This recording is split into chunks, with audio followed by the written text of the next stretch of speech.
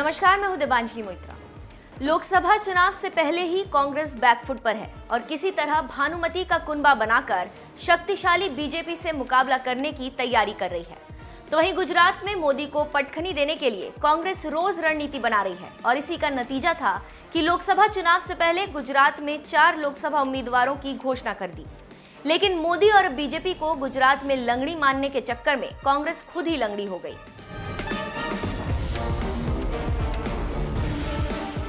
गुजरात में कांग्रेस को एक ही दिन में दोहरा झटका लगा। कांग्रेस विधायक परषोत्तम साबरिया ने इस्तीफा दे दिया है। पुरुषोत्तम धरंगधरा विधानसभा सीट से कांग्रेस के विधायक हैं। हम यहां पर एक बात बताते चले कि ओबीसी के कद्दावर नेता अल्पेश ठाकुर की वजह से साबरिया को कांग्रेस का टिकट मिला था, जिन्होंने सिंचाई घोटाले में जमानत पर चल रहे साबरिया ने राज्य के मंत्री जयंती कवाड़िया को हराया था। साबरिया के इस्तीफे के बाद कहा जा रहा है कि साबरिया बीजेपी में शामिल हो सकते हैं। साबरिया का इस्तीफा मानवदर जिले के कांग्रेस विधायक जवाहर चावड़ा के इस्तीफे के 6 घंटे भीतर आया है। एक ही दिन में सौराष्ट्र के 2 बड़े नेताओं के कांग्रेस छोड़ने से पार्टी में खलबली मची हुई है। इससे पहले वरिष्ठ नेता जवाहर चावड़ा गुजरात विधानसभा की सदस्यता से इस्तीफा देकर बीजेपी में शामिल हो गए। जूनागढ़ जिले की मानवदर सीट से 4 बार विधायक चावड़ा को अन्य पिछड़े वर्ग का प्रभावशाली नेता माना जाता है। वो अहीर समुदाय से आते हैं। ये पूरा घटनाक्रम ऐसे समय पर हो रहा है जब कांग्रेस कार्यकारिणी समिति की 12 मार्च को बैठक होने वाली है। पिछले कुछ महीनों में कांग्रेस के 4 विधायक पार्टी का दामन छोड़ चुके हैं। सूत्रों की माने तो कुछ और विधायकों के कांग्रेस से इस्तीफा देके बीजेपी में शामिल होने की संभावना है। पिछले महीने मेहसाणा की ऊंझा सीट से पहली बार विधायक बनी आशा पटेल विधानसभा की सदस्यता से इस्तीफा देकर बीजेपी में शामिल हो गई थी। पिछले साल जुलाई में कांग्रेस के वरिष्ठ विधायक कुंवरजी बावलिया ने विधायकी से इस्तीफा दे दिया था और वो बीजेपी सरकार में कैबिनेट मंत्री बन गए थे। जो भी हो, बीजेपी अपनी रणनीति से गुजरात में कांग्रेस के सपनों पर पलीता लगाती जा रही है और फोड़ती भी जा रही है और इसका असर अहमदाबाद से लेकर पूरे हिंदुस्तान में पड़ रहा है। कांग्रेस के दिल्ली मुख्यालय को समझ में ही नहीं आ रहा है कि वो अमित शाह और मोदी का काट कहां से ढूंढ कर लाए। अब देखते हैं कि गुजरात में कांग्रेस अपने विधायकों को बचा पाती है या नहीं, या फिर कांग्रेस के सभी विधायक एक एक करके बीजेपी में इसी तरह जाते रहें और बीजेपी ताली बजाती रहे और कांग्रेस मुंह लटकाए खड़ी रह जाए।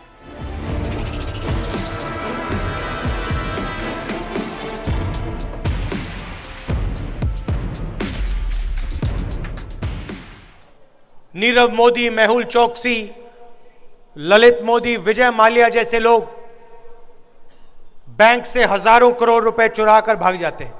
नीरव मोदी, मेहुल चोकसी, విజయ్ మాల్యా లాంటి వాళ్ళు మన బ్యాంకుల నుండి లక్షల కోట్ల రూపాయల లోన్ల దూరంలో తీసుకొని వాళ్ళు దేశాన్ని వదిలిపెట్టి పారిపోతారు। कोई कार्रवाई नहीं होती। ఏ రకమైనటువంటి ఒక ఎంక్వైరీ ఉండదు, వాళ్ళను పట్టుకునే ప్రయత్నం చేయడం లేదు। और दूसरे हिंदुस्तान में किसान हाथ जोड़कर कर्जा माफी की मांग करते हैं। अरुण जेटली जी कहते हैं ये हमारी पॉलिसी नहीं है। ఇంకొక భాగమైన భారతదేశంలో పేద రైతులు రుణమాఫీ చేయమని చెప్పని చేతులెత్తి నమస్కరించి విజ్ఞప్తి చేస్తున్నా అరుణ్ జైట్లీ ఆర్థిక శాఖ మంత్రి మాత్రం వాళ్ళ రుణమాఫీ చేయడానికి మాత్రం ముందుకు రాలేదు। युवा 5 साल से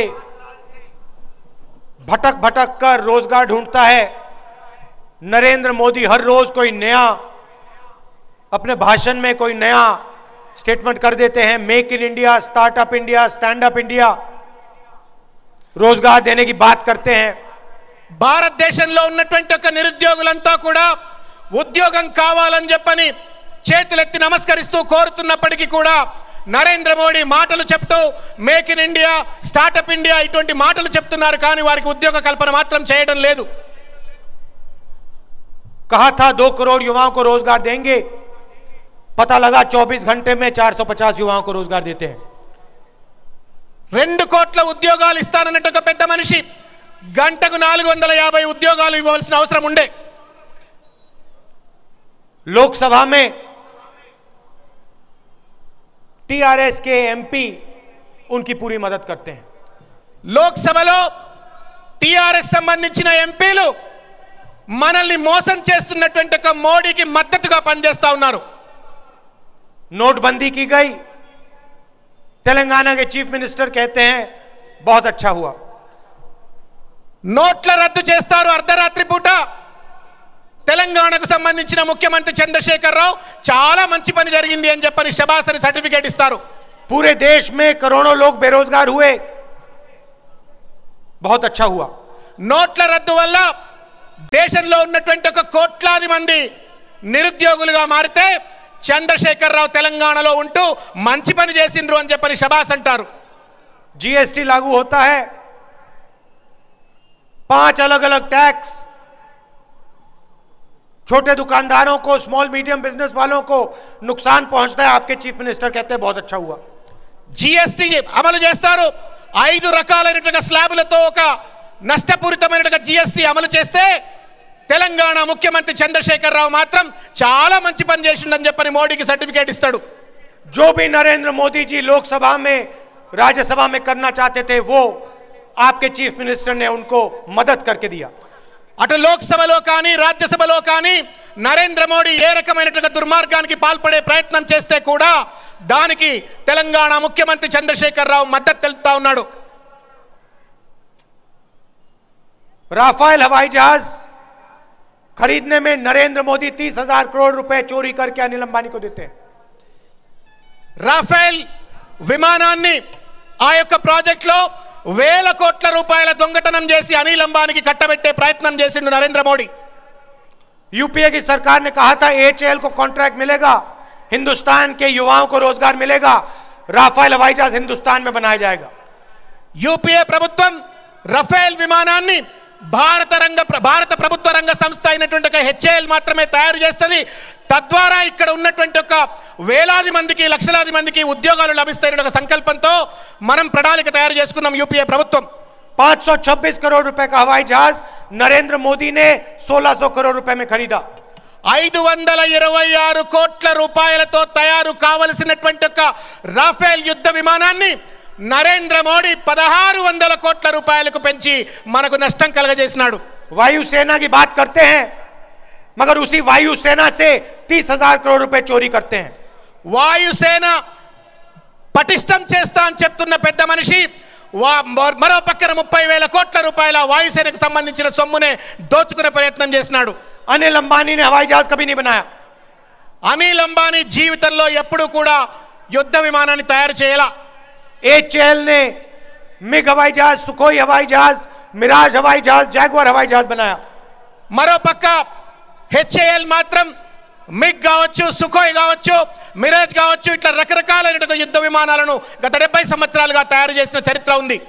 हर रोज हम नरेंद्र मोदी के खिलाफ खड़े होकर उनके भ्रष्टाचार की बात करते हैं. ప్రతిరోజు నరేంద్ర మోడీ ఎదురుగా నిలబడి అతను చేస్తున్నటువంటి ఒక అవినీతిపై నిరంతరంగా ప్రశ్నిస్తా ఉన్నాను. हिंदू अखबार में सरकारी डॉक्यूमेंट्स आते हैं, साफ लिखा है नरेंद्र मोदी ने पैरेलल नेगोशिएशन किया, नरेंद्र मोदी ने हिंदुस्तान की एयरफोर्स का नुकसान किया. హిందూ అనేటువంటి ఒక జాతీయ పత్రికలో, ప్రతిష్టాత్మకమైన జాతీయ పత్రికలో నరేంద్ర మోడీ తప్పు చేసినాడు అని చెప్పని చాలా స్పష్టంగా సమాంతరంగా ఫ్రాన్స్ దేశంతో చర్చలు జరిపినాడు, అనిల్ అంబానీకి లాభం కలిగించే విధంగాని పేపర్లో స్పష్టంగా పబ్లిష్ అయింది కూడా. मेरा आपसे सवाल है, केसीआर जी ने राफेल मामले पे कितने बार टिप्पणी दी? నేను ఇవాళ సూటిగా చంద్రశేఖర్ రావు గారిని ఈ వేదిక నుండి ప్రశ్నిస్తా ఉన్నాను. రఫేల్ యుద్ధ విమానాలకు జరిగినట్టు మోసంలో ఎన్నిసార్లు ప్రశ్నించినారు అని చెప్పి. कभी आपके चीफ मिनिस्टर ने कहा हाँ नरेंद्र मोदी ने 30,000 करोड़ रुपए चोरी किए? ఎప్పుడన్నా ఒక్కసారైనా నరేంద్ర మోడీ 30,000 కోట్ల రూపాయలు దోపిడీ చేసిందని చెప్పి కేసీఆర్ అన్నాడా? कभी आपके चीफ मिनिस्टर ने कहा कि हाँ राफेल पे कार्रवाई होनी चाहिए, इन्वेस्टिगेशन होना चाहिए? ఎప్పుడైనా చంద్రశేఖర్ రావు రఫేల్ పైన ఎంక్వైరీ జరగాలని చెప్పని, ఈ మోసాన్ని ఎండగట్టాలని చెప్పని అడిగినాడా? क्यों नहीं? ఎందుకు అడగట్లేదు? क्योंकि आपके चीफ मिनिस्टर चाहते हैं कि नरेंद्र मोदी हिंदुस्तान के प्रधानमंत्री बने रहें. ఎందుకు అడగట్లేదంటే ఇక్కడ ఉన్నటువంటి ఒక కేసీఆర్ గారు నరేంద్ర మోడీయే ప్రధానమంత్రిగా కొనసాగాలనే ఉద్దేశం ఉంది కాబట్టి. केसीआर जी के भ्रष्टाचार के बारे में नरेंद्र मोदी जानते हैं.